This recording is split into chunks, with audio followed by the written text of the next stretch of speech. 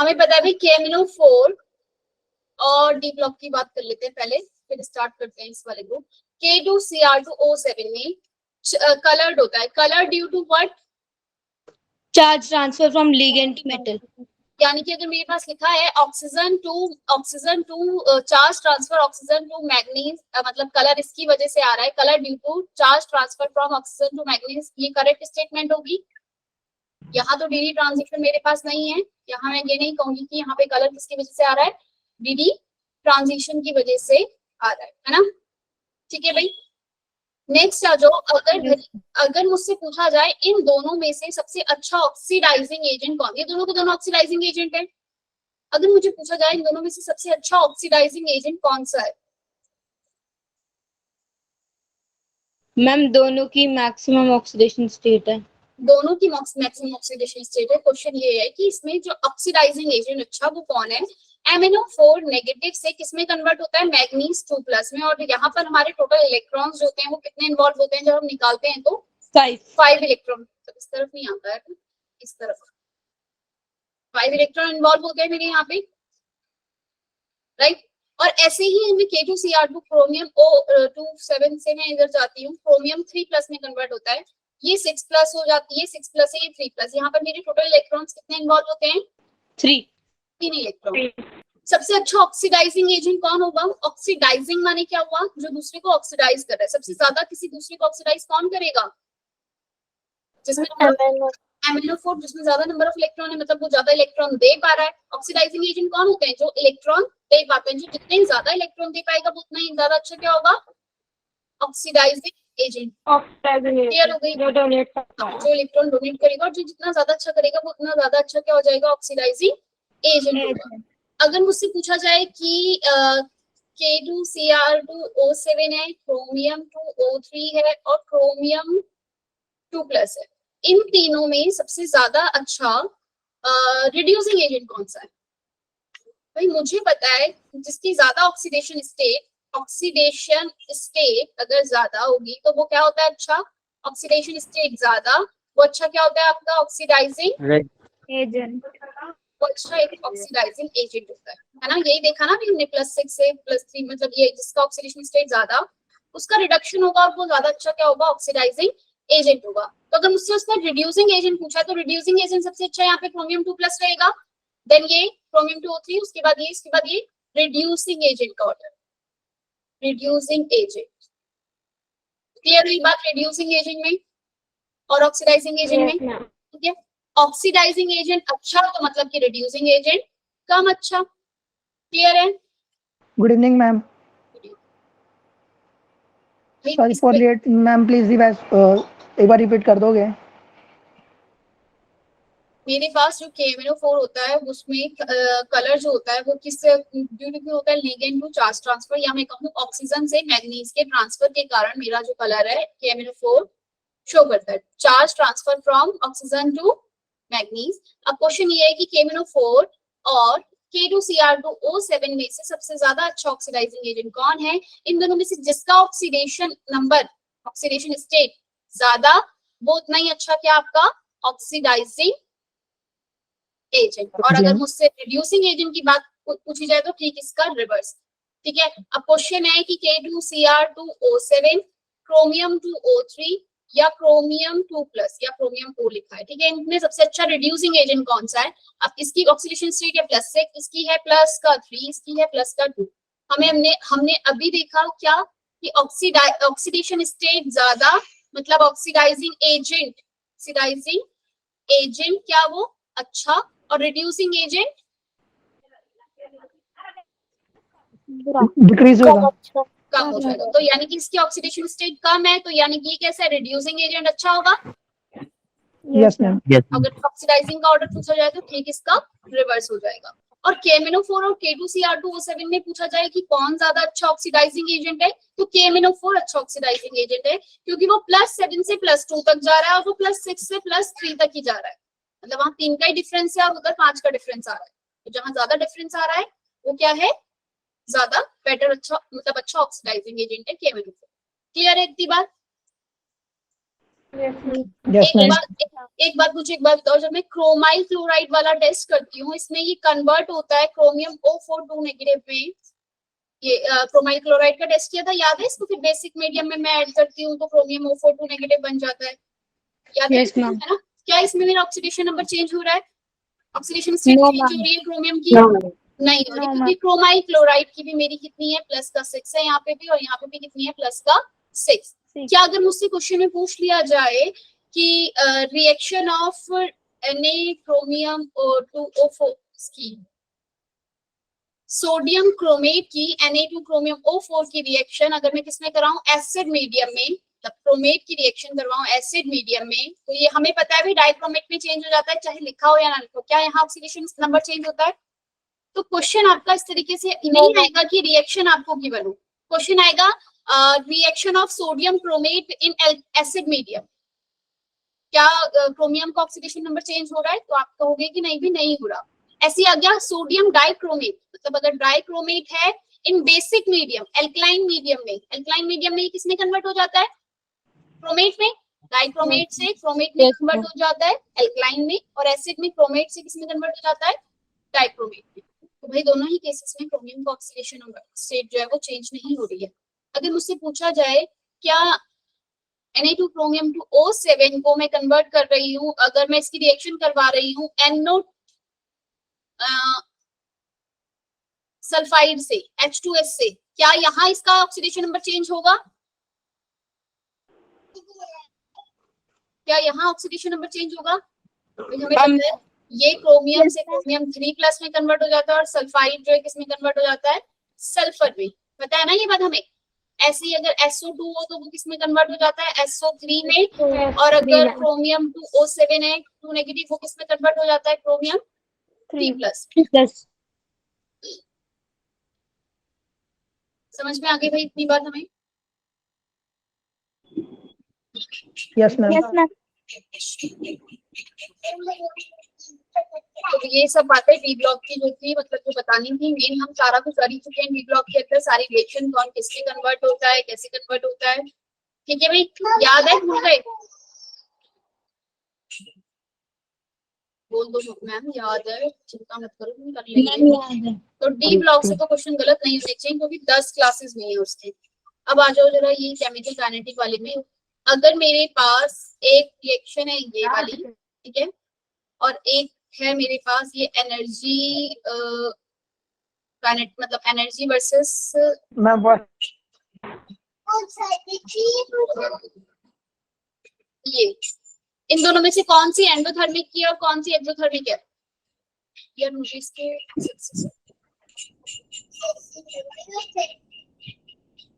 बताओ भाई, इसमें से कौन सा एंडोथर्मिक है, कौन सा एक्सोथर्मिक है? कमेंट करो। मैम ए वाला एंडोथर्मिक होगा और बी वाला एक्सोथर्मिक।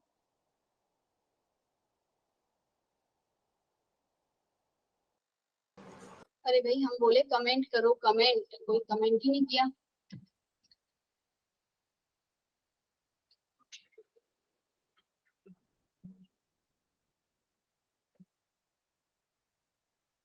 वॉइस नहीं आ रही क्या?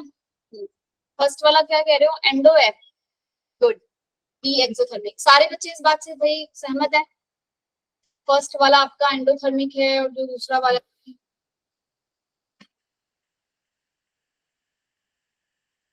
ठीक है। कोई मुझे अगर किसी को पता हो ये उस ग्राफ के बारे में, कोई मुझे बताएगा इसके एक्सिस में क्या था, वाई एक्सिस में क्या होता है? दोनों आइडिया किसी को?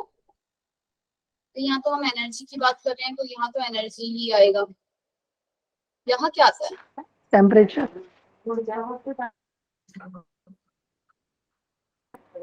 होगा मैम।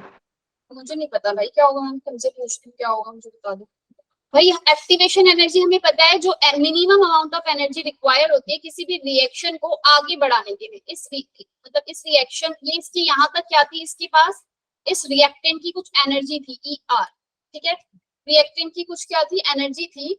इस रिएक्टेंट की एनर्जी को मुझे आगे बढ़ाने के लिए, कि मतलब रिएक्शन आगे प्रोसीड हो, जो एक्स्ट्रा एनर्जी मैंने दी, minimum amount of energy require, मतलब जो रिएक्शन होने के लिए जो मुझे एक्स्ट्रा एनर्जी से प्रोवाइड करनी पड़ी, यही क्या होती है? मेरी एक्टिवेशन एनर्जी होती है।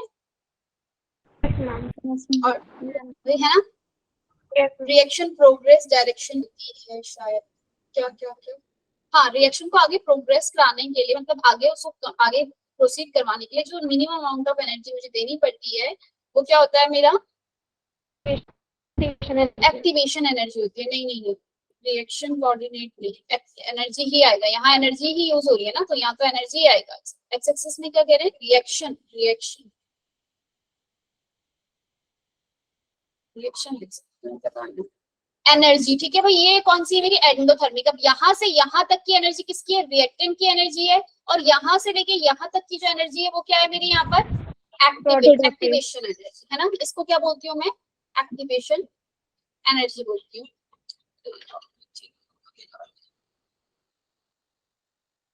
एक मिनट, गुड इवनिंग मैम। अरे भाई गुड इवनिंग, तुम्हारी वजह से क्लास डिस्टर्ब हो रही है, एक टाइम पे आ जाओ।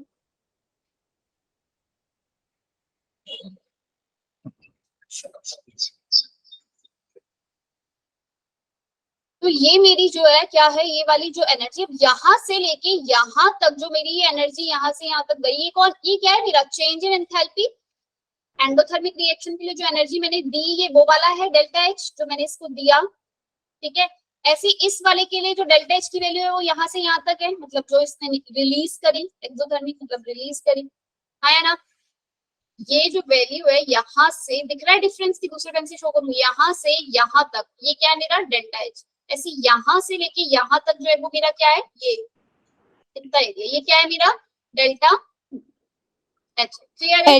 मैंने पिछली जब मैं आपको बता रही थी तो यही बताया था मैंने कि जो मेरी रिएक्शन है यहाँ पर, इसको मुझे कैलकुलेट, अगर बाई चांस मुझे रिएक्शन में क्या बोला, अब ये वाली जो रिएक्शन है ना, सिर्फ अगर मैं इसकी बात करूँ एंडोथर्मिक, ये जो मेरी कौन सी है, ये वाली फर्स्ट वाली एंडोथर्मिक ना, एंडोथर्मिक की ही बात करूँ मैं सिर्फ, तो मेरी जो अगर मुझसे ये फॉरवर्ड है, इस वाली एक्टिवेशन एनर्जी को क्या बोलेंगे, फॉरवर्ड एक्टिवेशन एनर्जी, ठीक है ना, एक्टिवेशन फॉरवर्ड एक्टिवेशन एनर्जी।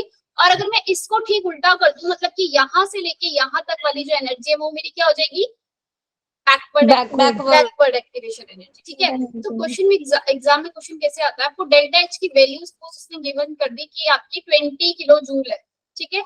उसने बोला delta H is 20 kilo joule. हाँ हम डेल्टा एच समझ नहीं आया, बताओ क्या समझे। और कोई भी है भाई जिसे डेल्टा एच समझ नहीं आया हो तो, भाई ये मेरे यहाँ पे रिएक्टेंट की एनर्जी है, ठीक है अरीबा, ये मेरे पास रिएक्टेंट की एनर्जी है कुछ, ठीक है। मैंने इसको आगे बढ़ाने के लिए जो एनर्जी दी वो यहाँ तक आई, उसके बाद ये ग्राफ जो है यहाँ पर आके, मतलब ये जो मेरा प्रोडक्ट की एनर्जी है वो ये होगी। तो मुझे यहाँ से यहाँ तक जो मैंने एनर्जी दी ये क्या है मेरी, एक्टिवेशन एनर्जी, इसको क्या बोलते हैं हम, एक्टिवेशन एनर्जी। और जो ये जो गैप है ना यहाँ से लेके यहाँ तक, मतलब जितना ये जो मेरे पास एक्स्ट्रा एनर्जी जो मुझे यहाँ से यहाँ तक में एंडोथर्मिक है ना, मुझे यहाँ से यहाँ तक इसको एनर्जी क्या करनी पड़ी, देनी पड़ी। वो एनर्जी मैंने कितनी दी जिससे कि यहाँ ऊपर पहुंच गई इसकी एनर्जी, वो है मेरी डेल्टा एच। यानी कि ये जो एनर्जी का है ना यहाँ से रिएक्टेंट से प्रोडक्ट वाला इसका ये बीच का डिफरेंस, ये क्या है मेरा, डेल्टा एच। क्लियर है। Yes ma'am. ठीक है, ये मेरा डेल्टा एच है कि रिएक्टेंट को मैंने कितनी एनर्जी दी कि वो यहाँ पहुंच गया, मतलब रिएक्टेंट की ऑलरेडी एनर्जी थी 30, मैंने उसको 20 और दे दी, वो प्रोडक्ट की एनर्जी पे पहुंच गया। क्लियर है। एंडोथर्मिक रिएक्शन के लिए जो डेल्टा एच है वो क्वेश्चन में गिवन हुआ, सपोज आपका डेल्टा एच गिवन है 20 किलो जूल, और उसने मुझे बोला activation energy for forward reaction is आपकी है 150 kilo joule. Activation energy for forward reaction, और एक्टिवेशन एनर्जी फॉर बैकवर्ड निकालनी है। क्या निकालना है, activation energy for backward reaction के लिए आपको निकालना है, यानी कि ये वाला हिस्सा आपको निकालना है। इतना हिस्सा आपको दिया है, बोलो भाई कैसे निकलेगा, डेल्टा एच गिवन है, एक्टिवेशन फॉरवर्ड के लिए आपको गिवन है, फॉरवर्ड के लिए गिवन है यहाँ से यहाँ तक, क्या करना पड़ेगा, इजिली निकाल सकते हो भाई। अरीबा बताएगी, जल्दी बताओ अरीबा। एक्टिवेशन फॉरवर्ड के लिए इतना बड़ा दे रखा है, क्या है फॉरवर्ड के लिए 150, डेल्टा एच कितना है आपका 20, ये कितना होगा बैकवर्ड का, ये वाला। मैम एक बार क्वेश्चन बोलना। अपने आप देखो, कोई और। मैम डेल्टा एच कितना है, क्या बच्चे, मैम डेल्टा एच क्या 20 किलो जूल, यस, ये भी 150 किलो जूल। अब ये भाई मैम हाँ, ये 130 किलो पूरा जूल। यहाँ से यहाँ तक 150 है, मैम 130। इतना हिस्सा 20 है, तो बचा हुआ कितना हो जाएगा? 130 तो होएगा। बात समझ में आई? ठीक है, बात समझ में आई यहाँ तक? मैम ये अब यही 20 और 150 दिया है और हमें बस बैकवर्ड निकालना है बस। Okay ma'am. ठीक है, बैकवर्ड मतलब कि मुझे वो छोटा वाला पार्ट का। अब जब तक मुझे ग्राफ पता होगा कि भाई एक्सोथर्मिक एंडोथर्मिक के लिए ये बनेगा, तब मैं इसको कर सकती हूँ। अगर सेम क्वेश्चन, अगर एक क्वेश्चन दिया है उसमें कुछ नहीं दिया, बोला है डेल्टा एच आपको दिया है माइनस का 30 किलो जूल है, और बोला है activation energy for forward reaction is activation energy for forward. Forward के लिए बोला है उसने कि आपकी है 75 किलो। अब वो मुझसे activation energy for backward reaction पूछ रहा है। पहले तो ग्राफ कौन सा वाला बनेगा ये मुझे यहाँ से पता चल जाएगा कि डेल्टा एच मेरा माइनस का 30 है, यानी कि ये एक्सोथर्मिक रिएक्शन है। एक्सोथर्मिक के लिए मुझे ग्राफ जो है वो क्या बनाना है, ये वाला, इस तरीके से। क्लियर है? तो एक्सोथर्मिक में क्या हुआ है, वो उसको एनर्जी उसकी और स्टेबल हो गई, रिलीज हुई है, यानी कि डेल्टा एच कहाँ से कहाँ तक है, यहाँ से लेके यहाँ तक, ये वाला, ये आपका क्या है यहाँ पर, डेल्टा एच। बात समझ में आई? अगर मुझे क्वेश्चन में बोला है डेल्टा एच इज -30, तो आपको उससे पता चल रहा है कि ये एक कैसी रिएक्शन है, एक्सोथर्मिक। तो एक्सोथर्मिक का ग्राफ जो है वो नीचे को ऐसे जा रहा है आपकी बात। ठीक है, मैम 45। 115 जिसने बोला है भाई। अब मैं देखो भाई, पहले करके देखते हैं। ये यहाँ से लेके यहाँ तक की एनर्जी मुझे गिवन है, एक्टिवेशन फॉरवर्ड गिवन है, यानी कि 75 ये गिवन है, और ये वाला कितना है मेरा आपका -30। अरे माइनस माइनस छोड़ दो, माइनस का निशान का मतलब तो यही था कि उसको हमें क्या करना है, अरे वैल्यू तो यहाँ से लेके यहाँ तक की डेल्टा एच 30 है ना, नहीं समझे? अगर अब मुझसे बोला जाए यहाँ से यहाँ तक का बताओ कितना होगा, तो आप 45 कैसे कह दोगे? 75 में आपको 30 ऐड ही तो करना पड़ेगा। मैम हमने माइनस साइन भी लिया था ना। एक मिनट रुको, तुम माइनस साइन कैसे ले सकते हो? अगर तुमने माइनस साइन ले लिया तो ये वैल्यू, ये तो बड़ा, ये एरो कम है, ये एरो छोटा है, ये बड़ा वाला एरो को बताना है, तो अगर माइनस कर दूंगी तो और छोटा आ जाएगा। ठीक है, तो सिर्फ एरो के निशान को ही देख लो कि भाई ये छोटी सी हिस्सा दे रखा है, इतना 30 है, तो बड़े वाले का पूछ लिया मुझसे उसने, तो वो क्या करूंगी, मुझे इन दोनों को ऐड करना पड़ेगा। यस 105। ठीक है रिचा, तो 105। क्लियर है भाई? ये तो था थोड़ा सा छोटे लेवल का क्वेश्चन। बात समझ में आ गई? इस छोटे लेवल के क्वेश्चन की मतलब देखते ही क्वेश्चन सॉल्व करना हो तो एकदम तुरंत आ जाना चाहिए ये क्वेश्चन। क्लियर है? यस सीधा मैम। ग्राफ बनाया, एक्सोथर्मिक है एंडोथर्मिक है, या तुम इस तरीके की क्वेश्चन करते रहोगे तो तुम्हें पता चल जाएगा कि ऐड करना है या क्या करना है। क्लियर है भाई? मैम अगर ऐसे में मैम फॉरवर्ड बैकवर्ड या फिर डेल्टा एच की किसी भी वैल्यू में अगर नेगेटिव हाँ। का साइन होगा तो हम उसे कंसीडर नहीं करेंगे। नहीं करेंगे ऐसे में, क्योंकि आपने यहाँ पर जो ये उसका काम सिर्फ इतना है कि आप यहाँ पे ग्राफ ठीक बना लो। उस नेगेटिव या पॉजिटिव साइन का मतलब है कि तुम वहां यहाँ पे ग्राफ जो है, और हो सकता है यहाँ पे आपको ये बैकवर्ड की दी होती, अगर आपको यहाँ पे बैकवर्ड की वैल्यू सपोज दी होती, बोला होता इस वाली रिएक्शन है, डेल्टा एच जो है यहाँ पे इसका 20 डिग्री है, माइनस का 20, और बैकवर्ड रिएक्शन के लिए जो वैल्यू है वो है 100। फॉरवर्ड के लिए बताओ क्या होगी एक्टिवेशन एनर्जी, फॉरवर्ड के लिए क्या होगी? अब यहाँ पे आप इसको माइनस करोगे, है ना भाई? हमें बड़े में से ये बड़ी वैल्यू बैकवर्ड वाली गिवन है, और इसमें से इस छोटे से हिस्से को माइनस करना है, 80 किलो जूल आ जाएगा। बात समझ में आई? ग्राफ बनाने का सारा काम है। एक बार ग्राफ बन जाएगा तो तुम्हें पता है कि डेल्टा एच क्या है, फॉरवर्ड क्या है, बैकवर्ड क्या है। क्लियर है? Yes ma'am. चलो, होप सो एक बार इसको फिर से देख लेना। इससे रिलेटेड क्वेश्चन 2023 के अभी उसमें आया हुआ है। क्वेश्चन में आपको रिवर्स, अब क्वेश्चन देखो थोड़ा सा तगड़ा सा, जैसे कि बोल रहा था आदर्श, क्वेश्चन कहाँ से लाते हो। और रिवर्सिबल रिएक्शन दिया हुआ है, फॉरवर्ड रिएक्शन के लिए ये भी दिया है, मतलब डेल्टा एच की वैल्यू दी है, यानी कि डेल्टा एच से मुझे पता चल रहा है कि कैसा है आपका एंडोथर्मिक है। एंडोथर्मिक का ग्राफ ऐसा बनता है, the activation energy of the uncatalysed forward reaction is 300 kilojoule पर मोल, यानी कि एक्टिवेशन एनर्जी अनकैटालाइज्ड के लिए मुझे गिवन है कितनी, अनकैटालाइज्ड के लिए गिवन है 300 किलोजूल। ठीक है भाई? When the reaction is catalysed keeping the reactant concentration same, the rate of catalyzed forward reaction at 27 degree Celsius. बोल रहा है एक्टिवेशन एनर्जी फॉरवर्ड के लिए, ठीक है ना, फॉरवर्ड रिएक्शन के लिए एक्टिवेशन एनर्जी किस पे 27 डिग्री सेल्सियस पे इक्वल टू हो जाएगी किसके at 20 is found to be same as that of uncatalyzed reaction at 327 degree Celsius. Question क्या बोल रहा है जरा इस चीज को समझो। क्वेश्चन कह रहा है भाई हमें पता है ना log k equal to log a क्या होता है माइनस EA by RT। ये फॉर्मूला हमने किया है, इसमें एक चीज मिसिंग है जब क्या 2.303 यस मैम।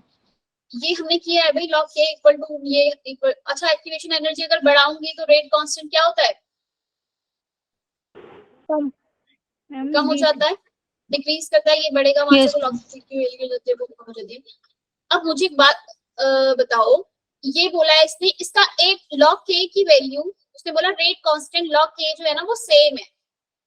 ये कहा है ना उसने भी रिएक्शन में कि रेट कंसंट्रेशन भी सेम रखी है, rate of catalysed forward reaction is found to be same. Rate जो है रेट इज सेम मतलब 327 डिग्री पे y 27 पे y, दूसरा वाला अनकैटलाइज्ड वाला किस पे y 327 डिग्री पे y और कैटलाइज्ड वाला 27 डिग्री सेल्सियस पे y और दोनों का रेट सेम है। बच्चे जब दोनों का रेट सेम है तो क्या मैं ये कह सकती हूँ जो दूसरा एक अनकैटलाइज्ड है और एक कैटलाइज्ड है, ठीक है, इसको ले लो एक बार को कैटलाइज और इसको लिख लो अनकैटलाइज्ड। तो जब दोनों का रेट सेम है तो क्या इन दोनों की वैल्यू को मैं एक दूसरे के इक्वल रख सकती हूँ। यस ये कैटलाइज है और ये अनकैटलाइज, ठीक है। अब मेरे पास अब ये एक दूसरे के इक्वल आ गए, इधर वाली टर्म भी एक दूसरे के इक्वल आ जाएगी, सारे आपस में कट गए। क्या मैं ये लिख सकती हूँ A by R T catalyse वाला equal to A by R T uncatalyse वाला। बोलो भाई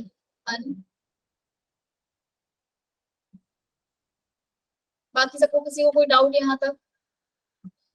एनीवन दीपिका क्लियर है? ठीक है मैम एक बार ये आखिरी पॉइंट बता दीजिए ई ए बाय आर टी कैटलाइज्ड। क्या आखिरी पॉइंट क्या बता दूं? मैम ये दोनों इक्वल कैसे हुए? क्योंकि वहां पे लिखा है दोनों का रेट जो है वो सेम है, रेट सेम है तो रेट कांस्टेंट भी सेम हुआ, यानी कि के की वैल्यूज ये दोनों की जो है इक्वल होगी, ठीक है। तो जब ये दोनों इक्वल है तो इधर वाले के दोनों को एक दूसरे के इक्वल रखा, log a से log a तो कांस्टेंट है, दोनों का सेम ही होगा, तो ये कट गया। भाई आपस में यहाँ पे लड़ाई मत करो, मैं इनको चैट ऑफ कर दूंगी प्लीज। भारत हमेशा आता है, भारत तुम कौन से बेस्ट से हो, हमेशा आता है, ये हमेशा पूछेगा कौन सा चैप्टर चल रहा है। आज सैटरडे है और आज हमारी रिवीजन क्लास होती है, हम केमिकल काइनेटिक्स की रिवीजन क्लास ले रहे हैं। भाई आदर्श मैं तुम्हें ब्लॉक कर दूंगी अगर ऐसे किया तो, बातें मत करो, ध्यान बच्चों का, और फिर मुझे शिकायत आती है कि चैट ऑफ किया करो, ठीक है। ए कैटलाइज्ड और अनकैटलाइज्ड जो रिएक्शन है मेरे पास दोनों का ये वैल्यूज गिवन है। ए कैटलाइज्ड वाले के लिए निकालना है मुझे, बोलो भाई ए कैटलाइज्ड फॉरवर्ड रिएक्शन के लिए मुझे निकालनी है वैल्यू, है ना, कैटलाइज्ड वाले का निकालना है। आर तो मेरा कांस्टेंट हो रहा है, टेम्परेचर कितना बोला है उसने 27 डिग्री को मैं 300 लिख सकती हूँ, यस मैम। ठीक है। इक्वल टू क्या ई अनकैटलाइज्ड वाली की ई वैल्यू कितनी देर की थी भाई, एक्टिवेशन एनर्जी दी थी ना अनकैटलाइज्ड की 300 kilo joule, yes ma'am. Yes uncatalysed की वैल्यू थी मेरे पास 300 किलो जूल। आर मेरे पास ये, और टेम्परेचर बोला था कितना 327 डिग्री सेल्सियस ना, 327 यस मैम। डिग्री, इसको केल्विन में चेंज करोगे तो आ जाएगा 600 केल्विन, ठीक है। आर से आर कैंसिल, 600 से 300 कैंसिल, यहाँ पे 2 इसको काटोगे 150 किलो जूल।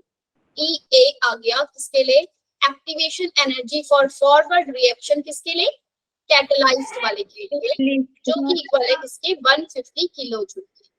अब बताओ मुझे रिएक्शन में देख के, भाई थोड़ा सा लंबा क्वेश्चन था ना, रिएक्शन देख के मुझे पता था कि ये कैसी है, एंडोथर्मिक रिएक्शन थी, और फॉरवर्ड वाले के लिए रिएक्शन मुझे पता है यहाँ से यहाँ तक की 150 आई है, डेल्टा एच की वैल्यू कितनी की बनती यस 20 किलो जूल की बनती, तो एक्टिवेशन एनर्जी फॉर बैकवर्ड के लिए क्या हो जाएगी 130।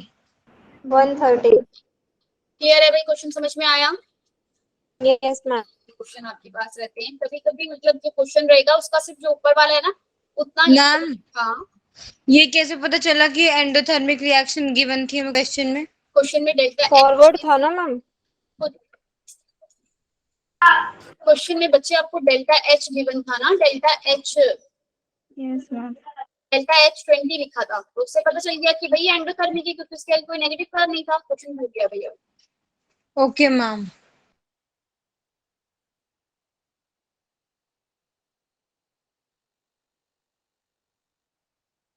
ये देखिए, ठीक है, 20 किलो यानी कि रिएक्शन एंडोथर्मिक है। अनकैटेलाइज के लिए, फॉरवर्ड के लिए मुझे वैल्यू गिवन थी, clear. When the reaction is catalyzed, वो बोल रहा है कैटेलाइज करने पे रेट कांस्टेंट जो है वो वैल्यूज तो उनकी सेम ही है, सब चीज सेम है, बस टेम्परेचर अलग अलग हो गया, जिसकी वजह से उनकी वैल्यू क्या हो गई, एक्टिवेशन एनर्जी डिफरेंट हो गई है, ठीक है, तो उससे मैंने निकाला।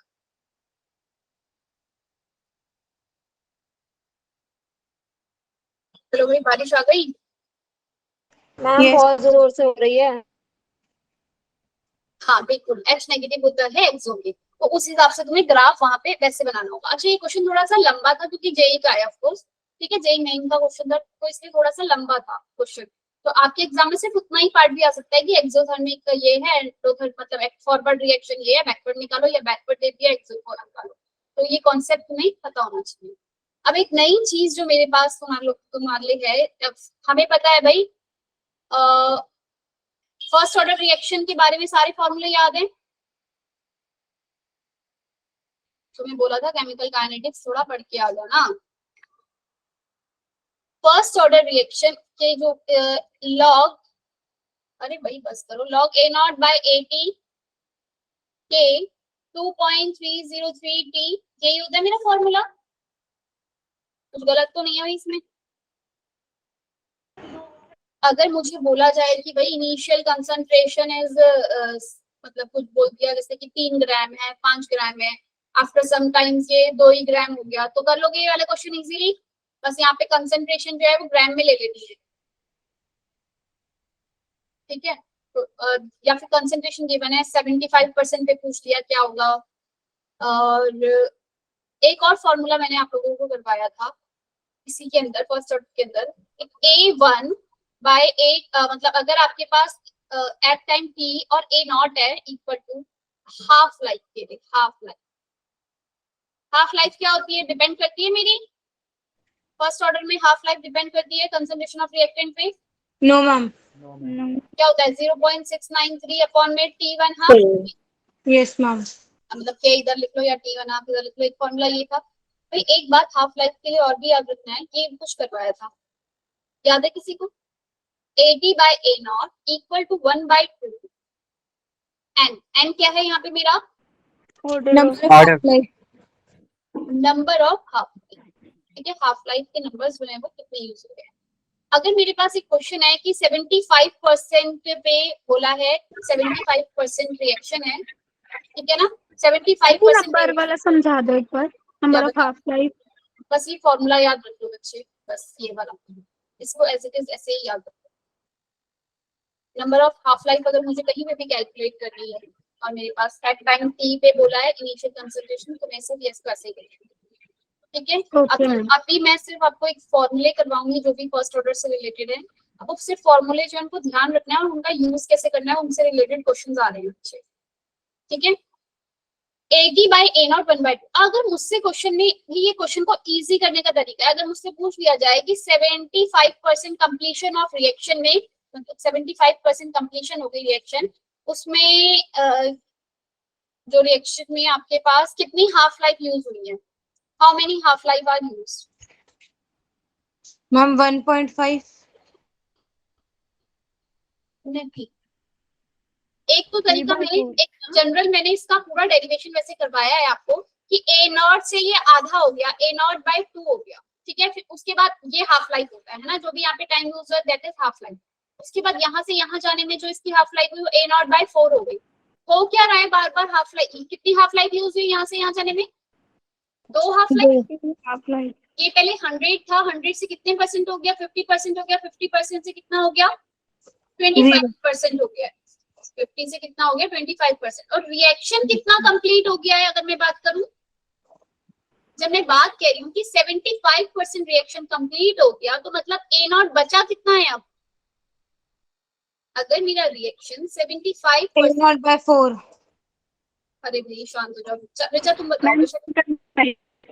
अगर मेरे पास हाँ अगर मेरे पास सेक्शन 75% कंप्लीट हो गया है तो 25% बचा है। बचा है मेरे पास। क्लियर, ये बात क्लियर है ना सबको भाई कि मेरे पास रिएक्शन में तो मेरे पास ये फॉर्मूला यहाँ से आया। हर बार क्या होएगा आपका 1/2 की पावर n n एक हाफ लाइफ के लिए n, फिर दूसरी हाफ लाइफ आएगी तो 2 मतलब 4 हो जाएगा, तीसरी आएगी तो 1/8 हो जाएगा, ऐसे ऐसे करके ये आपका आगे होगा। तो ये फॉर्मूला आपका जो बन के आया वो क्या आया कि A0 मैम एक रिएक्शन में 2 हाफ लाइफ होती है ना?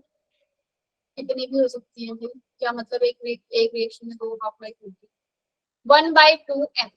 अब भाई अगर मुझे एक फॉर्मूला ये है और दूसरा फॉर्मूला ये है, अगर मुझे टाइम निकालना ना किसी भी रिएक्शन का इज इक्वल टू, अगर मुझे नंबर ऑफ हाफ लाइफ पता है और मुझे पता है कि उसका टाइम हाफ, ये फॉर्मूला याद कर लो भाई, for only for first order n is again number of half life. और अगर मुझे कोई भी रिएक्शन के लिए टाइम पूछ रहा है ना वो कि टाइम बताओ भाई इसमें कितना लगा वो, और ये t1/2 क्या है मेरा, अगर मुझे उसने हाफ लाइफ का टाइम गिवन दिया है तो। क्लियर है? t क्या है मेरा यहाँ पे, t जो है ये मुझे किसी भी जितने भी इसके लिए उसने बोला है। अगर सपोज क्वेश्चन है, चलो क्वेश्चन आगे आएगा ही, मुझे नहीं पता इसके तुरंत बाद है या नहीं। फॉर्मूला याद हो गया? Yes ma'am. इस क्वेश्चन को देखो, इसमें 87.5 इज द टाइम रिक्वायर्ड। एक तो तरीका है इसको करने का कि पहले आप t हाफ लाइफ आपको दिख रहा है ना, t1 हाफ लाइफ। क्लियर है? उससे पहले आप राहुल भाई शांत हो जाओ बस, राहुल सब पढ़ लिया है भाई? राहुल समझाने दो, अभी पूछूंगी कैसे आया ये बताओ, नहीं बता पाएगा। चलो माइक ऑन करो, बताओ कैसे आया। मैम 87.5% कंप्लीशन हो गया तो 12.5 बचेगा, और ठीक है 100/12.5 करेंगे तो 4/5 8/8 आएगा मैम। हाँ 12.5 को क्या करूंगी, 100 करूंगी तो ओके मैम 1/8 ऊपर 100 होगा। 1/8 आ गया, राइट? आगे चलो हाफ अब परसेंट कंप्लीशन से डिवाइड कर देंगे 0.693। चलो अब मुझे बताना दो। हमने अभी एक फॉर्मूला किया, वो क्या था, AT/A0 equal to 1/2 n। n is what, number of half life. तो अगर मेरे पास 87.5 वहां पे दिया है तो मेरे पास कितना बच गया होगा एट टाइम t पर, कितना, ये 80 हम हमेशा वो लेते हैं ना जो बचा हुआ अमाउंट है। ये जो 80 होता है मेरा वो होता क्या है, A0 - x होता है ना, ये बात तो भाई हमें पता है ना पहले से। A0 - 80 होता है वो A0 - x होता है। x मतलब कि जितना कंप्लीट हो, मतलब जितना हो गया है, कितना कंप्लीट हो गया है, 87.5 कंप्लीट हो गया, बचा कितना 12.5। ठीक है, इनिशियली कितना था भाई, परसेंटेज में बात हो रही तो मैंने कहा इनिशियली तो 100 था और बचा अब कितना है 12.5 जो है वो मेरा बच गया। क्लियर है इतनी बात? यहाँ तक क्लियर है कि 12.5 कैसे आया, A0 100 क्यों ले लिया मैंने, परसेंटेज था। ठीक है, अब मैं इसको अगर यहाँ से हटाऊंगी तो मेरे पास 125/1000 आ जाएगा, और 1/2 n करूंगी तो ये आपका 1/8 आता है, इक्वल टू 1/8। n की वैल्यू क्या आएगी मेरे पास, मैम 3 n की वैल्यू आ गई, n की वैल्यू आ गई मेरे पास 3। अगर क्वेश्चन में मुझे T1, अभी मैंने आपको बताया एक रिलेशन की, उसको आप हमेशा ऐसे ही याद रखो, T = 87.5 कितना हो जाएगा, मेरी number of half life multiply by half life का टाइम।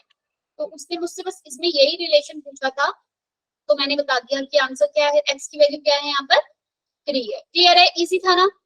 अगर तुम्हें फॉर्मूले याद हैं तो तुम इजीली कर सकते हो, वरना तो तुम्हें लॉन्ग मेथड से यूज करना पड़ेगा।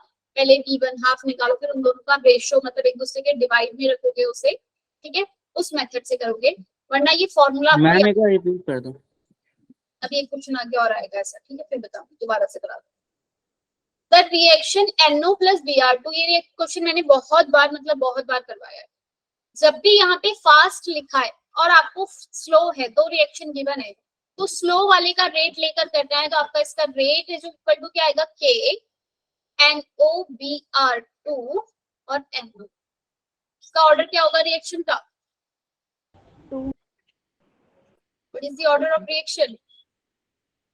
2 नहीं, इसमें देख के हमें ये लग रहा है कि 2 है, लेकिन अगेन मैंने फिर बताया है कि जो NOBR, जब भी आपके पास ऐसा आ जाए स्लो में कि जैसे जो ये वाला जो रिएक्टेंट NOBR2 ये कहीं आपका रिएक्टेंट में है, ये रहा आपका, ये रहा रिएक्टेंट, यहाँ पे कहीं है NOBR2, ma'am intermediate.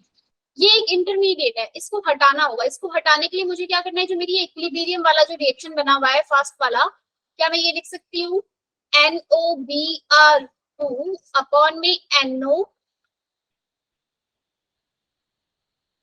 Br2 equal to K equilibrium.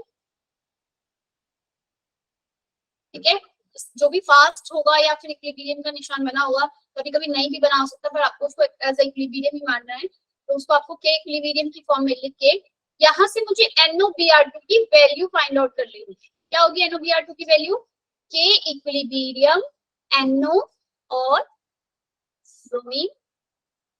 Clear है? अब ये NOBr2 की वैल्यू को उधर ऊपर पुट करना है। बात समझ में आई भाई?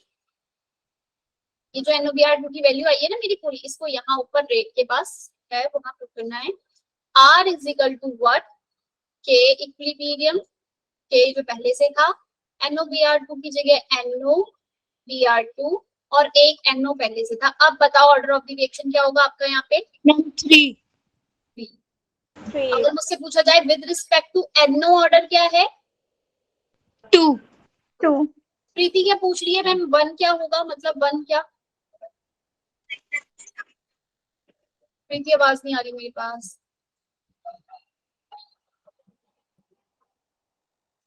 सेम अब इसमें मुझे इस क्वेश्चन का आंसर बताओ कि मेरे पास अगर एक रिएक्शन है,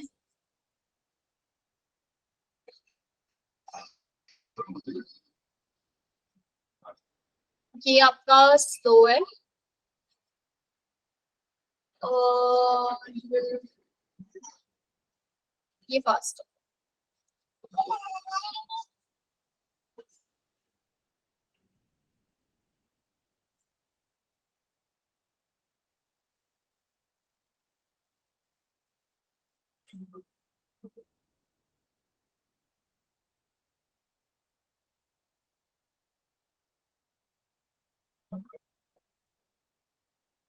बता रहे हो?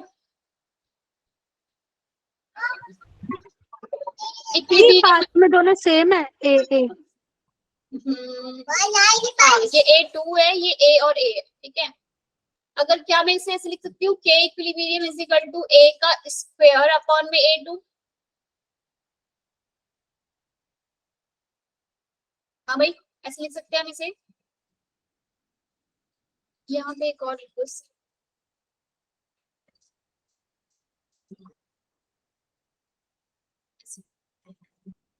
बोलो भैया। अब ए, अगर मुझे स्लो वाले का रेट लिखना होगा तो मैं ये लिखूंगी रेट इज इक्वल टू में A और ये B।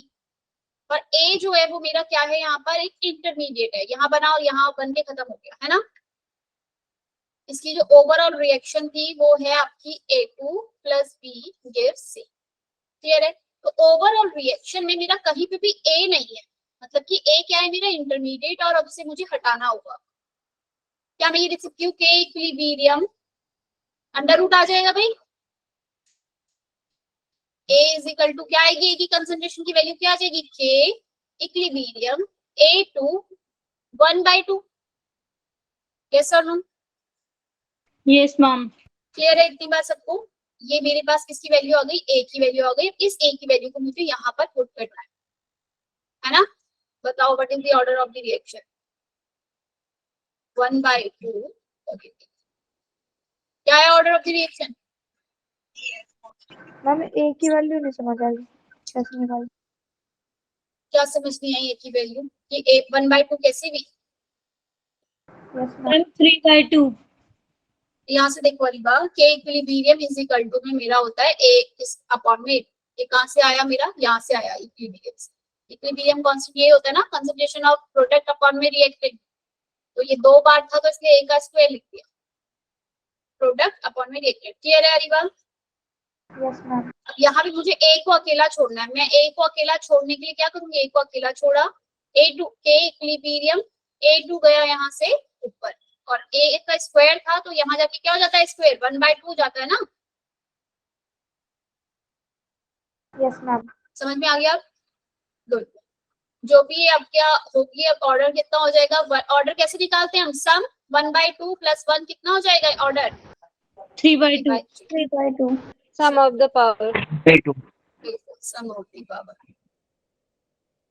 The number of incorrect statement बतानी है। A successive half life of zero order reaction decrease with time by T1 half है जो मेरा, जैसे जैसे मेरे पास आगे जो A की कंसंट्रेशन अगर आपकी यहाँ पे डिक्रीज मतलब आगे आगे टाइम बढ़ेगा तो A नॉट इसकी कंसंट्रेशन भी क्या होगी, decrease. The half life of zero order reaction decrease with time. A substance appearing as reactant in the chemical equation may not affect the rate of reaction. जो reactant मुझे दिख रहा है chemical reaction में, ये बात हो सकती है कि उसका कोई असर ना पड़ रहा हो रेट ऑफ रिएक्शन में। सूडो फर्स्ट ऑर्डर रिएक्शन देखी है ना हमने, CH3 COO C2H5, क्या होता था यहाँ पे H2O दिख तो रहा है लेकिन इसका कोई फर्क नहीं पड़ता था। सूडो फर्स्ट ऑर्डर रिएक्शन होती थी। आपको हमेशा याद रखना है hydrolysis of ester is a first order reaction, तो ये बात भी ठीक है। सी ऑप्शन कह रहा है order and molecularity of reaction can be fractional number. No ma'am, नहीं, ऑर्डर जो है मेरे पास वो मेरा हो सकता है फ्रैक्शन में भी हो सकता है, जीरो हो सकता है ना, फ्रैक्शन में हो सकता है, जीरो भी हो सकता है, लेकिन मॉलिक्यूलैरिटी कभी भी मेरी क्या फ्रैक्शन में मैम ये सिंपल होता है, नहीं होती। नहीं होती है। मॉलिक्यूलैरिटी हमेशा मेरी क्या होगी, जो आपकी फर्स्ट वाली रिएक्शन होती है ना, जो स्लो वाली, यानी कि जो एलिमेंट्री रिएक्शन हो रही है, जो सबसे पहले हुई है, वो मेरी क्या होती है, एलिमेंट्री रिएक्शन जो होती है मेरी, वहां पे जितने मॉलिक्यूल आपस में कोलाइड कर रहे होते हैं उसको मैं क्या बोलती हूँ, मॉलिक्यूलैरिटी, है ना। मॉलिक्यूलैरिटी यही होता है। और जो कि हमने पढ़ा है कि मॉलिक्यूलैरिटी भाई 3 से ज्यादा मतलब नहीं हो सकती। क्यों नहीं हो सकती भाई 3 से ज्यादा, क्योंकि एक साथ 3 से ज्यादा मॉलिक्यूल आपस में कोलाइड करके प्रोडक्ट नहीं बना सकते। ठीक है, तो ये वाला पॉइंट जो इसका इनकरेक्ट है। एक तो the rate constant unit for zero order के लिए यही होती है मोल पर लीटर पर सेकेंड, यस मैम। और सेकंड ऑर्डर Yes, के लिए ma'am. पर मोल लीटर पर सेकेंड। ये भी यस मैम, तो सारी स्टेटमेंट गलत है। Number of incorrect statement is 1।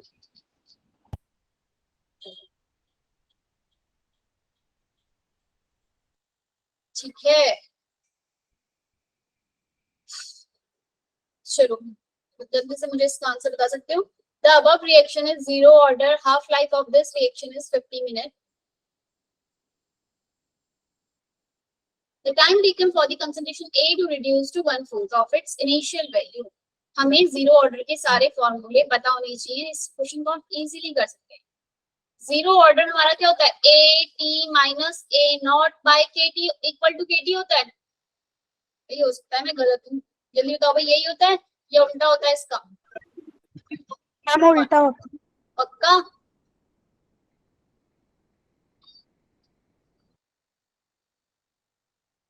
क्या ये होता है A0 minus AT equal to KT under root final minus initial, भाई यही होता है। Yes ma'am. ये क्या है मेरा जीरो ऑर्डर के लिए रिएक्शन। क्या तुम लोगों को भी मेरी तरह ऐसे कंफ्यूजन होता है कि कौन सा आगे कौन सा पीछे, कब माइनस कब प्लस? मैम कभी कभी जब भूल जाते हैं ना थोड़ा तब हो जाता है। तो आपने क्या करना है, वहाँ पे इंटीग्रेशन का साइन लगा के लगाना है कि वहाँ पे तो माइनस KT आ जाता है। अगर जिसको पूरी डेरिवेशन पता होगी, वो जिसने सिर्फ रटा होगा तो अगर वो रटे में मैं भूल गया तो भूल गया, लेकिन जिसने डेरिवेशन को मतलब समझ लिया होगा कि भाई कैसे आया था मेरा, है ना, तो वहां से तुम फटाक से दोबारा से कैलकुलेट कर सकते हो कि क्या ये वैल्यू थी वहां पे क्या थी। ठीक है भाई, कौन आगे कौन पीछे, क्लियर है? क्योंकि अभी तो सिर्फ हम यही चैप्टर पढ़ रहे हैं, इसलिए हमें एकदम से याद आ जाता है। जब हमारे पास बहुत सारे फॉर्मूलेज, बहुत सारी चीजें हो जाती हैं, क्लास 11 का भी हो जाता है, क्लास 12 का भी हो जाएगा, ऊपर से फिजिक्स भी है ना, तब हो जाता तो मैम मिक्स हो जाता है सारा, तब सब मिक्स हो जाता है। इसलिए आपको पता होना चाहिए, इसलिए हम हर फॉर्मूले कहाँ से आए हैं ये चीज जरूर देखते हैं, ताकि हमें मतलब याद हो जाए। ठीक है ना, समझ में आ जाए, रटावा ना। तो मेरे पास क्वेश्चन में वो क्या करे, अगर मुझे इसका हाफ लाइफ बताना होता है तो भाई हाफ लाइफ मेरा क्या होता है, A0/2K इक्वल टू KT, यही होता है। हाफ लाइफ के लिए जीरो ऑर्डर रिएक्शन, है ना? Yes ma'am. चलो अब ये कह रहा है half life of this reaction is 50 minute, बोल रहा है हाफ लाइफ जो है वो 50 मिनट है। अरे भाई के दो बार क्या, हाफ लाइफ जो है 50 मिनट है, तो क्या मैं यहाँ से k की वैल्यू फाइंड आउट कर सकती हूँ? a nought 2 multiply by 50, a nought by 100। क्या आ गया मेरे यहाँ पे? a नॉट बाय 100 k की वैल्यू आ गई। निकालना किसके लिए है? उसने कितने के लिए बोला है? जब a is reduce to 1/4, a कितना रिड्यूस्ड हो गया हो, मतलब ये जो at है ये कितना हो गया हो? 1/4 हो गया। इक्वल टू क्या निकालना है मुझे इसके लिए? k की वैल्यू तो मेरे पास है a नॉट बाय 100, टाइम निकालना है। बात समझ में आई? समझ में आया क्या बोला है? at एट टाइम t पर वो रिड्यूस हो गया 1/4। अभी बात समझ में आया? नहीं तो मैम फिर से बताएं। क्वेश्चन ध्यान से पढ़ो बच्चे, क्वेश्चन क्या कह रहा है। द टाइम टेकन, पहले तो मुझे हाफ लाइफ दे दी उसने, किसकी? 50 मिनट दे दी है जीरो ऑर्डर के लिए। तो जो मेरे पास हाफ लाइफ है तो मैं k की वैल्यू निकाल सकती हूँ, मतलब एटलीस्ट लिख तो सकते हैं ना, a नॉट नहीं है तो। Yes ma'am. ठीक है, time taken for the concentration of a, time बताना है। a रिड्यूस हो गया 1/4 ऑफ इट्स इनिशियल वैल्यू, मतलब फाइन ये at जो है ना, at क्या होता है मेरा? तो बाद में रिएक्शन के बाद जो बच गया है वो कह रहा है वो क्या हो गया है मेरा? 1/4 हो गया है इनिशियल वाले का 1/4। तो यहाँ पे क्या आ जाएगा? 3/4 a नॉट। k की वैल्यू मेरे पास ऑलरेडी थी a नॉट बाय 100, t मुझे निकालना है। a नॉट से a नॉट कैंसिल, 300/4 की वैल्यू कितनी आती है भाई? 4 कम 4, ये 25 multiply by 3 equal to t कितना आया भाई? 75। 75। टाइम किस में दिया था उसने? मिनट में दिया था क्या? Yes ma'am. मिनट। क्लियर है भाई? समझ में आया क्वेश्चन? इजी था भाई ये क्वेश्चन तो। बस आपको फॉर्मूले पता होने चाहिए जीरो ऑर्डर के लिए क्या था और कहाँ पर क्या लगाना है। जीरो ऑर्डर से आपने पहले हाफ लाइफ से k की वैल्यू देख ली क्या होगी। ठीक है, एग्जैक्ट वैल्यू नहीं निकाल के रखनी है, बेशक से आपको कहीं ना कहीं कट रहा होगा तो आपके पास एग्जैक्ट वैल्यू नहीं आई क्योंकि a नॉट कहीं भी गिवन नहीं था। क्लियर है? Yes ma'am. चलो नेक्स्ट क्वेश्चन। ये थोड़ा सा रेड, इसको मैंने इसलिए लिया है क्योंकि मैंने कहीं रेडियो एक्टिव डीके वाला पार्ट जो है नहीं करवाया है ना। हमने रेडियो एक्टिव डीके की बात कहीं पे भी नहीं करी है। रेडियो एक्टिव डीके जहां पे भी आ जाए ना बच्चे, रेडियो एक्टिव डीके मतलब होता है आपका जो फर्स्ट ऑर्डर हम पढ़ते हैं ना, first order reaction AD A not E minus KT, यही होता है ना फर्स्ट ऑर्डर मेरा। भाई फर्स्ट ऑर्डर रिएक्शन होती है ना ये मेरी, log A nought by AT लिख रही हूँ मैं, और यहाँ पे क्या था मेरा? इक्वल टू K 2.303 T, ये हो गया। और ये यही है, सब बच्चों को यही पता ना, अगर ये रिएक्शन लिखी है तो ये किसके लिए मेरी? फर्स्ट ऑर्डर के लिए। तो ये A जो रिएक्टेंट की कंसंट्रेशन है, बस यही पर आपको रेडियो एक्टिव एलिमेंट दे दिया कोई, और रेडियो एक्टिव एलिमेंट जितने भी होंगे वो आपकी कौन सा ऑर्डर फॉलो करती है? फर्स्ट ऑर्डर फॉलो करती है हमेशा। और AD की जगह आपको NT लगा देना है, A नॉट की जगह N नॉट और E माइनस KT। तो ये आपका एकदम सेम वैसा ही है। ठीक है, जब भी आपको रेडियो एक्टिव एलिमेंट लोग दिया जाए तो मतलब वहां पे वो फर्स्ट ऑर्डर की ही बात कर रही है। ठीक है, आपको सॉल्व पूरा उसको उसी तरीके से करना है। अब क्वेश्चन में क्या क्या बोल रहा है? A एंड B दो सब्सटेंस है, रेडियोएक्टिव डीके हो रहा है। The half life of A is 15 minute. एक है A सब्सटेंस, ठीक है, और दूसरा है B। If the initial concentration of B is 4 time that of A, इसकी कंसंट्रेशन क्या है? A का कितना है? B की जो कंसंट्रेशन 4 टाइम है, तो क्या मैं उसको B को 4A लिख सकती हूँ? बोलो भाई, B को 4A लिख लूं? Yes ma'am. अब और उसकी इसकी हाफ लाइफ है 15 मिनट और इसकी हाफ लाइफ है 5 मिनट। वो कह रहा है कि they both start decaying at the same time, how much time will it take for the concentration of both of them to be same, मतलब कितने टाइम बाद इसकी जो कंसंट्रेशन है वो दोनों की सेम हो जाएगी। भाई इसकी हाफ लाइफ है ये A से A नॉट बाय, मतलब A नॉट अगर ये मान लो A नॉट बाय 2 हो गया, कितने देर में? 15 मिनट। 15 मिनट। 15 मिनट में A नॉट का आधा हो गया क्योंकि हाफ लाइफ इसकी 15 मिनट। अब इसकी हाफ लाइफ है 5 मिनट, यानी कि अपना आधा होने के बाद ये 2a हुआ होगा 5 मिनट। Yes ma'am. अगेन फिर दोबारा ये 5 मिनट बाद आधा हुआ होगा तो कितना हुआ होगा 1। Yes ma'am. अगेन दोबारा ये 5 मिनट बाद आधा हुआ होगा तो कितना हुआ होगा a0/2। 2 कितनी देर में दोनों की कंसंट्रेशन जो है सेम आ गई? मैम 3 हाफ लाइफ में। कितने 15 मिनट बाद? 15 मिनट बाद। वही वैशाली जवाब देगी रितु। जानवी, ये वैशाली फोकट का वो खाती है फुटेज, है ना भाई पूजा? क्या खाती हूँ मैम? फुटेज बिग बॉस देखती हूँ? देखा है कभी? मतलब मैंने नहीं देखा, तुम लोगों ने देखा होगा कोर्स। मैम आजकल ma'am. देख रहे हैं। हाँ आजकल देख रहे हो, पेपर चल रहे हैं, नया 12th क्लास में आ गए, इतना सारा पढ़ने के लिए बिग बॉस देखना है। मैम कभी कभी देखते हैं। चलो बस फुटेज का मतलब समझ गए होंगे ना।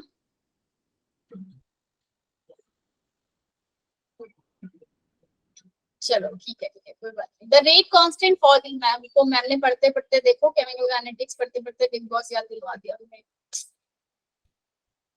मैम आप तो देख रहे होगे पर।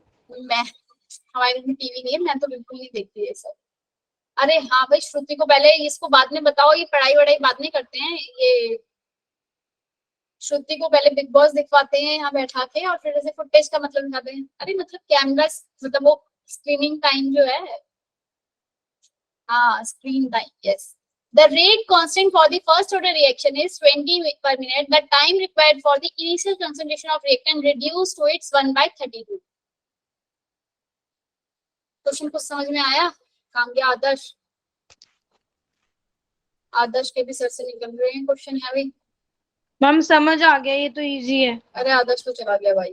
कृष्णा, अरे भाई ये कह रही है इजी है। देखो द रेट कांस्टेंट आपको दिया हुआ है क्वेश्चन में कि रेट कांस्टेंट ये है। The time required for the, एक तो तरीका इस क्वेश्चन को सबसे अच्छा करने का क्या है भाई, तुम्हारे पास फॉर्मूला है ना a0/80 वाला, log a0/80 इक्वल टू क्या होता है k क्या है यहाँ पे 20 मिनट है। टाइम क्या है आपको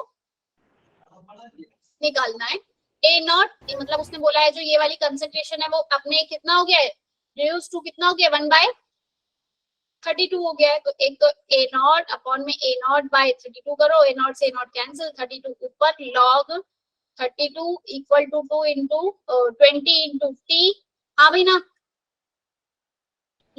log 32 को 2 की पावर 5 लिख सकते हैं, 20 इंटू t कर दिया, ठीक है।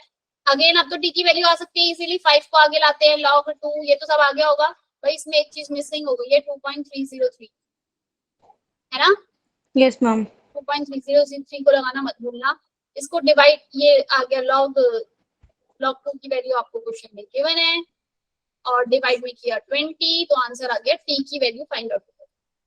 आया ना दीपिका, समझ में आया है? रिपीट करूं, जल्दी बोलो। निशी, सिंपल कुछ नहीं, तुम्हारे पास एक बार वैल्यू बता दो log 2 के ऊपर से। 0.3010,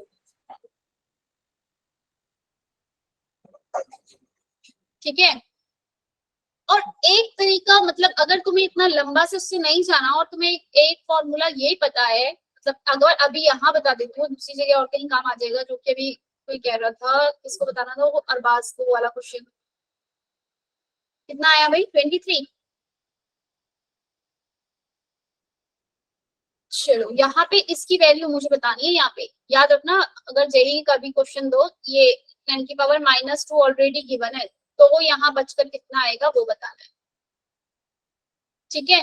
मैम ये कुछ 17.32 आ रहा है इंटू 10 की पावर -2, कितना आ रहा है 17.32। 17.32। 32 मैम आगे भी बढ़ जाएगा। अरे भाई क्या बोल रहे हो, लिख के दे दो, मुझे नहीं पता क्या आंसर आ रहा है। मल्टीप्लाई तो करना है, वो भी नहीं होगा क्या?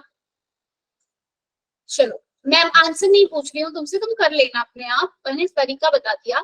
अब जरा ये क्वेश्चन को हम एक तरीके से, और जो मैंने भी आपको बताया था, कौन सा मेथड था, एक, अगर मुझे नंबर ऑफ हाफ लाइफ पता चल जाए, 1/32 रिड्यूस हो गया, 80/a0 इज इक्वल टू 1/2 की पावर n। 5। अरबाज वो तो 5 आएगा। 80 by a नॉट अगर मैं करूँ तो वो बोल रहा है 1/32 रिड्यूस हो गया, यानी कि 80 जो है यहाँ क्या हो जाएगा 1/32, a नॉट से a नॉट क्या हो जाएगा मेरा कैंसिल हो जाएगा। 1/2 करूंगी n की वैल्यू आ जाएगी मेरे पास 5। ठीक है, मेरे पास एक मेरे को अभी मैंने तुम्हें बताया फॉर्मूला कि अगर मुझे टाइम निकालना हो तो number of half life multiply by t1 half life. बोलो भाई, और t1 हाफ लाइफ की वैल्यू कितनी है? कोई मुझे बताएगा क्या मेरे पास t1 हाफ लाइफ की वैल्यू है? नो मैम, के की वैल्यू गिवन है। तो k की वैल्यू से तो मैं फर्स्ट ऑर्डर रिएक्शन है 0.693 अपॉन में 0.693। 20 करके आराम से निकाल सकती हूँ। आप बताओ फटाफट, 5 तुम 5 को 30, जल्दी तो आंसर कितना आया? 0.693/4। तो बन गया 4, 0.17, 0.17325। 0.17, मैम इतना भी ठीक है। ठीक है, 17325, ठीक है, ये आया 0.1732 वैल्यू आई। अब यहाँ पर 0.1732 करने के लिए यानी कि मुझे यहाँ क्या लिखना पड़ेगा? 17.32। 17.23 लिख दूं तो इसका मतलब यही है ना, बात समझ में आ गई? इतनी कैलकुलेशन तो मैथमेटिक्स में आना चाहिए, जेईई मेंस के एग्जाम में देना है तो। ठीक है मैम मेरे को नहीं आंसर आ रहा था। हाँ ठीक है, चलो भाई ये वाला क्वेश्चन मतलब जूम करूं, मैं क्वेश्चन को जूम कर लेती हूँ, पर लेकिन ये वाले क्वेश्चन आपकी बुक के अंदर भी है इस तरीके के, और हम सबने बहुत बार किए हैं। रेट कांस्टेंट आपको गिवन है, अलग अलग टेम्परेचर पे एक्टिवेशन एनर्जी फाइंड आउट करनी है। एक फॉर्मूला मेरे पास, मतलब अब तो ये याद ही होगा, log K2 by K1 equal to EA by R T2 minus T1 upon में T1 by T2। मैम 2.303 भी आएगा। भाई कौन है ये बच्चा? नाम क्या है भाई तुम्हारा?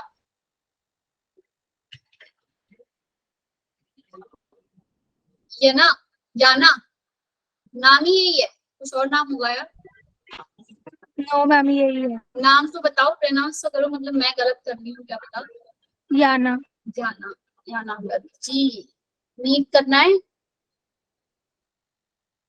या जेई के लिए तैयारी कर रही हो? Ma'am COET। क्यों? मैम शायद टफ लग रहा है मेरे को, नीट, जेई मुझे होगा नहीं। नीट बायो ली है तुमने?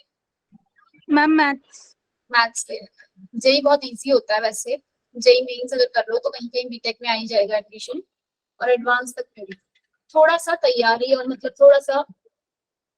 जेई इजी होता है, जेई में कम कॉलेजेस जाता है, उसकी कम कट ऑफ भी जाती है तो भी तुम्हें कॉलेज मिल जाता है। ठीक है, तो थोड़ा सा कैलकुलेशन वाले पार्ट में अपने आप को स्ट्रॉन्ग करो, मैथ्स के जितने क्वेश्चन है उसमें लगाओ। ठीक है, थोड़ा मेहनत की जरूरत है, मतलब जाना ही है तो बीटेक के उसमें कहीं मिल जाएगा, IIT NIT में, है ना? Yes ma'am. चलो, तो क्वेश्चन क्या कह रहा है भाई वैशाली? देखो क्वेश्चन क्या कह रहा है, rate constant 200 kelvin and 300 kelvin temperature given है, दोनों का रेट कांस्टेंट भी गिवन है।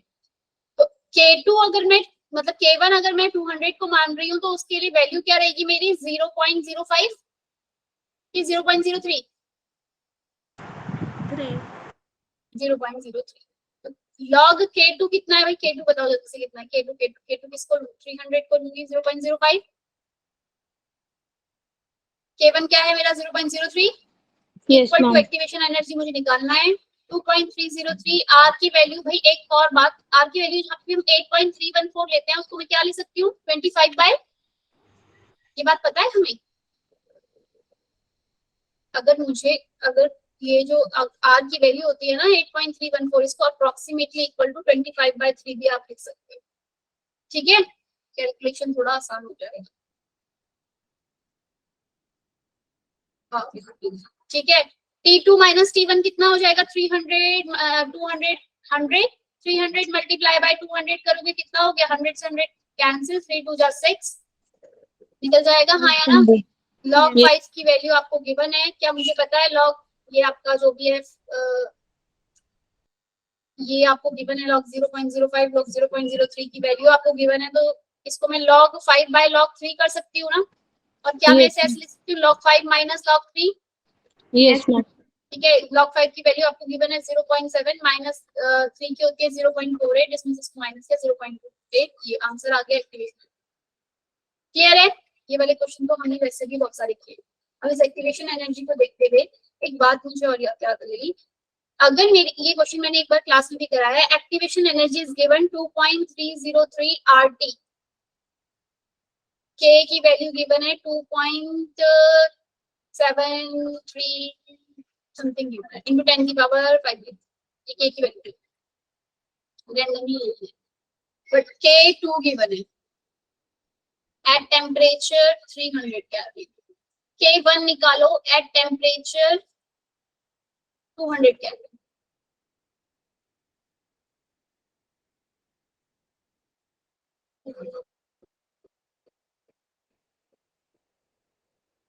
हो सकता है क्या? क्वेश्चन नहीं समझ में आया? चलो या तो फिर मुझे बताओ, रेशियो बताना है, मैम वो कैंसिल ही हो जाएगा। मुझे रेशियो बताना है K वर्सेस A का रेशियो बताओ, K अपॉन में A का, ये हमने क्लास में भी किया था पिछले एक बार।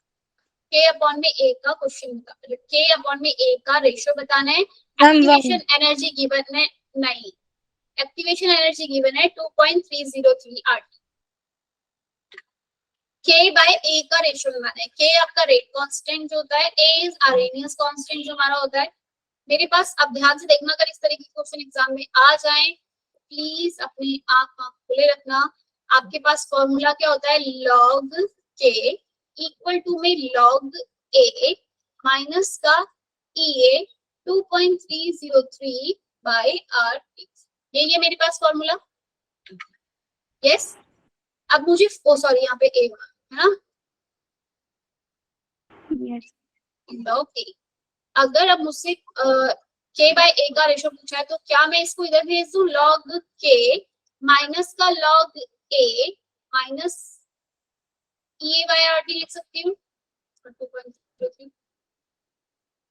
क्या log K बाय A, ये माइनस के A को मैं ऐसे लिख सकती हूँ, log K अपॉन में A इक्वल टू में माइनस का Yes, ma'am. EA 2.303 RT।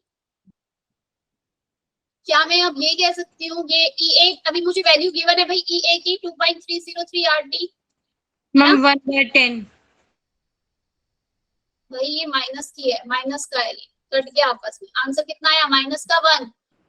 Ma'am anti log भी तो करेंगे। log K by A equal to minus का 1 आया। अब मुझसे रेशियो उसने पूछा है K बाय A, -1 का एंटी लॉग कितना होगा, 10 की पावर -1।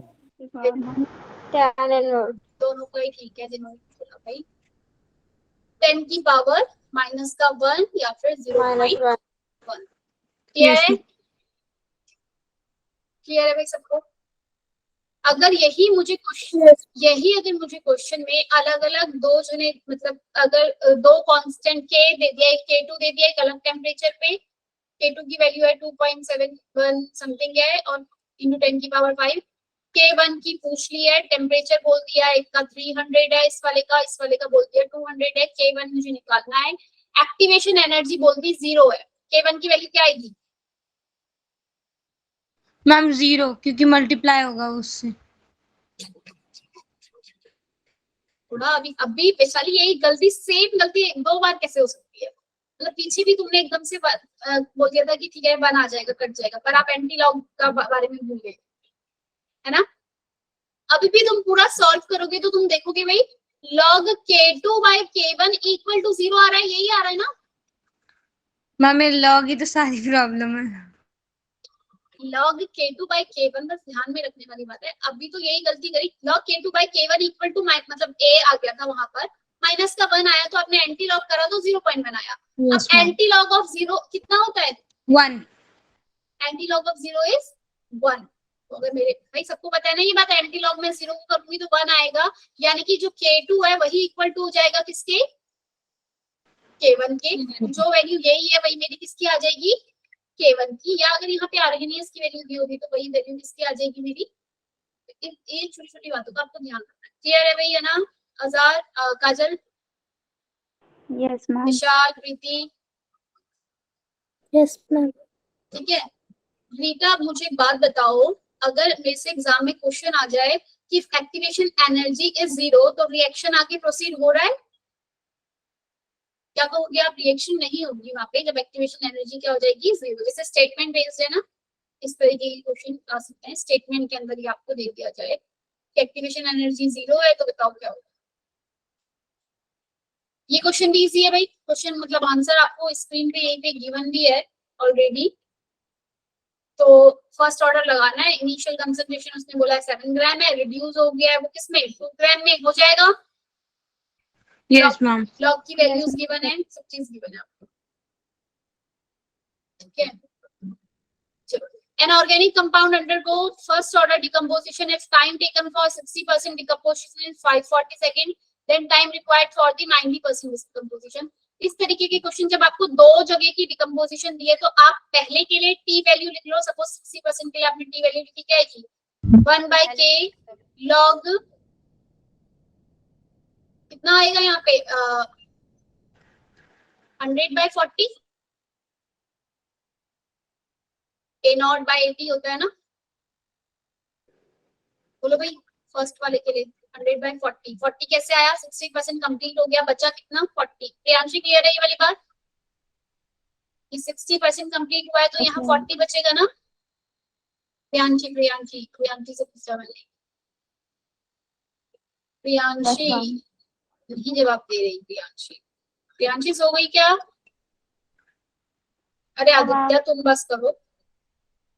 चलो, अब मेरे पास ऐसे ही 90% का आ जाएगा तो यही वैल्यू 1/k log 100/10। 0 से 0 कैंसिल, बचा कितना? 10 log 10।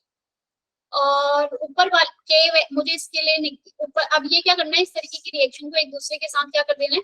डिवाइड कर देना है। T60 के लिए टाइम कितना दिया था उसने मुझे? 540 सेकेंड।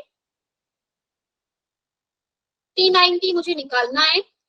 इजिकल टू में क्या करना है? 1/k से 1/k कैंसिल हो गया। अच्छा, लॉग से लॉग कैंसिल नहीं करना है आपको, इसलिए ये क्वेश्चन में करवा रही हूँ।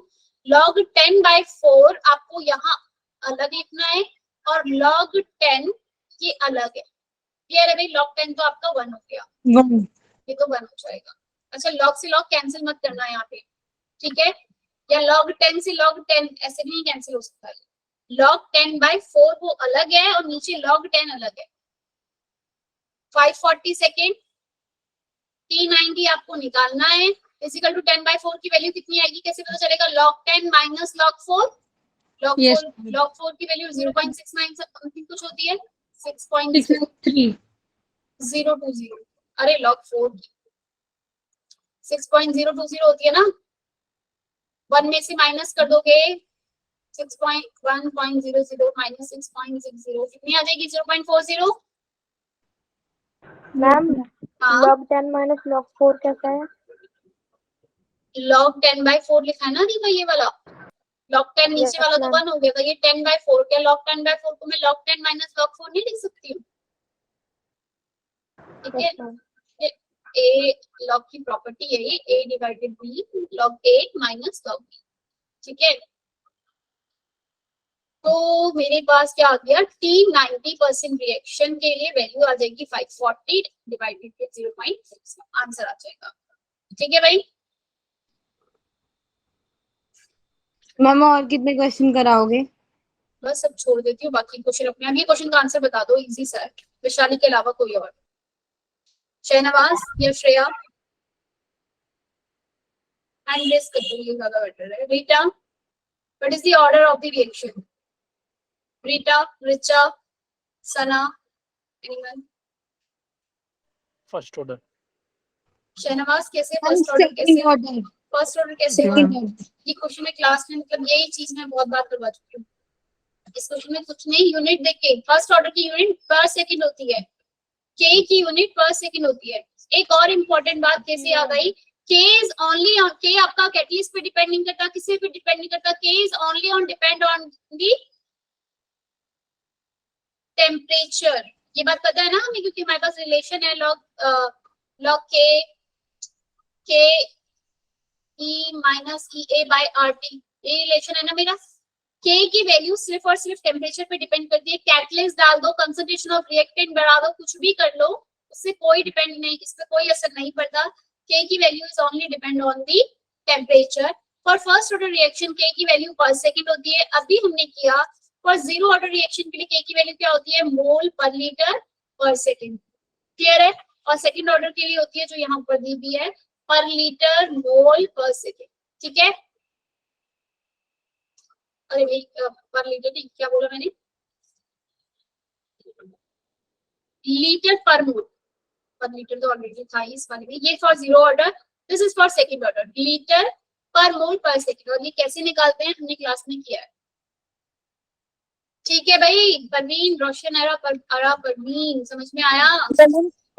Bye ma'am. क्या विशाल? मैं मतलब के की जो वैल्यू देख के, मतलब इसका साइन देख के हम बता सकते हैं ना कि ऑर्डर कौन सा होगा। हाँ, के की यूनिट देखकर मैं बता सकती हूँ। ठीक है, कि क्या होगा, क्या बोल पूरा क्वेश्चन दिखा दी। कौन सा वाला, ये वाला या ये वाला ऑर्डर वाला? ये लो ऑर्डर वाला क्वेश्चन देखो। ऑर्डर वाला की बात कर रही पूजा।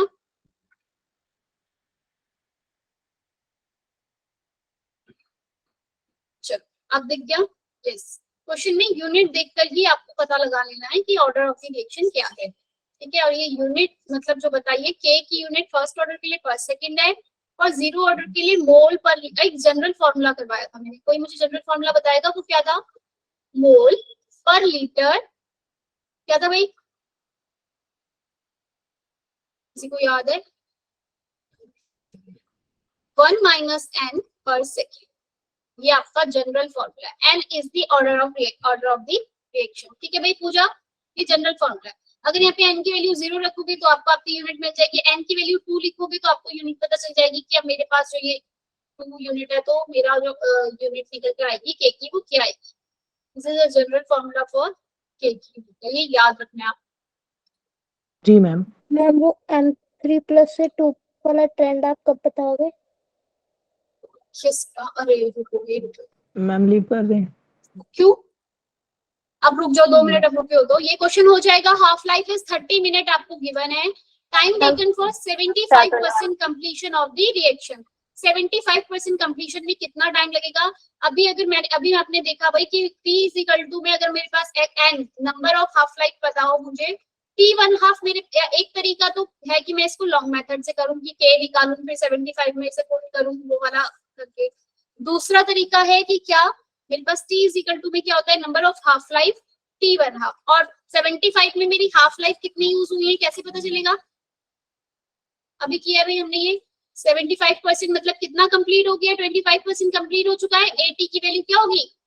25, इसको 100 कर लो, आंसर इज 1/4। इसको इक्वेट करोगे 1/2 n के, तो n की वैल्यू क्या आ जाएगी? 2। ये काम का फॉर्मूला है, इसे याद कर लो, इससे आपकी सारी आसानी। मतलब दूसरे तरीके से तो मेरे ख्याल से सबको ये क्वेश्चन पता होगा ऑलरेडी, क्योंकि हमने क्लास में किया हुआ है ना। यस। ठीक है, दूसरा तरीका क्या है कि पहले आप k की वैल्यू निकालो फिर उसको 75, ये आपके एनसीईआरटी में भी है। एक तरीका आप सिंपल से इसका ये वैल्यू निकालो कि नंबर ऑफ हाफ लाइफ यहाँ पे 2 यूज हो रही है, टाइम कैलकुलेट करना है, हाफ n की वैल्यू 2 है, हाफ लाइफ के लिए टाइम कितना है यहाँ पर आपका 30, कितना था भाई, 30 मिनट था, तो कितना यूज होगा इसके लिए आपका 60 मिनट। ठीक है, चलो भाई अब पूछ लो मुझसे, मैं रिकॉर्डिंग ऑफ कर देती हूँ। आज क्लास को यही भी खत्म करते हैं। वैशाली क्या